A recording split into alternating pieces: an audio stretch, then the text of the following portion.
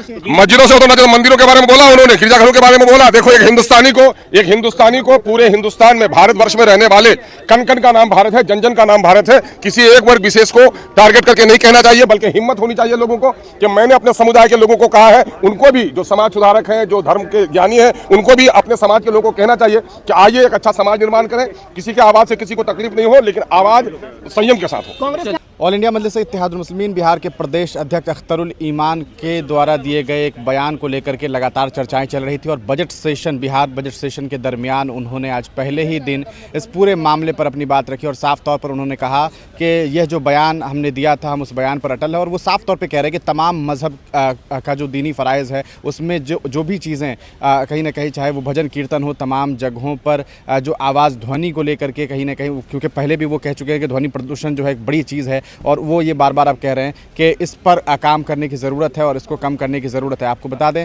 अख्तरुल ईमान के इस बयान के बाद कि मस्जिद की जो आवाज़ निकल करके जाती है, अजान की आवाज़, उसे 500 मीटर तक सीमित रखा जाए। अगर लोगों की आबादी 500 मीटर तक है, मुस्लिम समाज के लोगों की 3 किलोमीटर तक उस आवाज़ को पहुँचाने की ज़रूरत नहीं है। और साफ तौर पर उन्होंने जो कुछ बातें कही है, आप इस वीडियो को देखिए ताकि आपको पता चल सके कि आखिरकार अख्तरुल ईमान किस तरीके से अब न सिर्फ अजान पर सीमित रहें, बल्कि उन्होंने भजन कीर्तन और तमाम उन धार्मिक आवाज़ों पर भी आवाज़ उठाई है जिसकी आवाज़ की वजह से लोगों को कहीं ना कहीं परेशानियां हो रही हैं।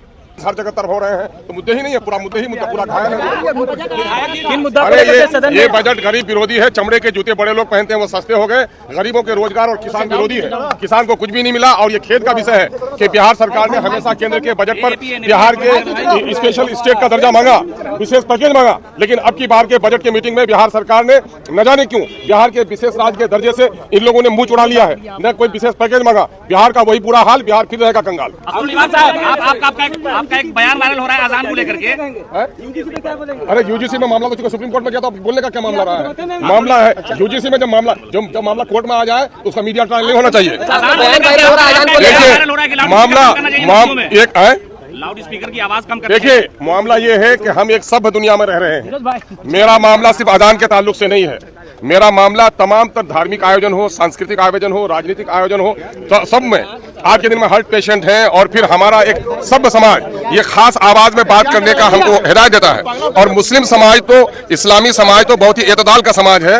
तो हमारी धार्मिक परंपराएं जो रही हैं, अपने धर्म का आदर करना और पालन करना, दूसरे के धर्म का आदर करना, तो हम सिर्फ अजान के मुतालिक नहीं बल्कि हम सरकार से मुतालबा करते हैं तमाम तर धार्मिक आयोजन हो, सांस्कृतिक आयोजन हो, चाहे राजनीतिक आयोजन हो, उसमें आवाज जो इतनी तेज है ये आवाज कम होनी चाहिए। इसमें हंगामा क्या बर्पा करने की बात है? बीजेपी के विधायक हवा महोत्सव ने देखा कि इस लाउड स्पीकर उतरने चाहिए मस्जिदों से तो मंदिरों के बारे में बोला उन्होंने, गिरजाघरों के बारे में बोला। देखो एक हिंदुस्तानी को पूरे हिंदुस्तान में, भारतवर्ष में रहने वाले कण कण का नाम भारत है, जन जन का नाम भारत है। किसी एक वर्ग विशेष को टारगेट करके नहीं कहना चाहिए, बल्कि हिम्मत होनी चाहिए लोगों को कि मैंने अपने समुदाय के लोगों को कहा है, उनको भी जो समाज सुधारक हैं, जो धर्म के ज्ञानी हैं, उनको भी अपने समाज के लोगों को कहना चाहिए कि आइए एक अच्छा समाज निर्माण करें। किसी के आवाज से किसी को तकलीफ नहीं हो, लेकिन आवाज संयम के साथ हो। कांग्रेस का आरोप लगाया कि आप माहौल बिगाड़ना चाह रहे हैं। अच्छा, कांग्रेस की खुद हालत बिगड़ी हुई है तो क्या बिगाड़ेगा किसका?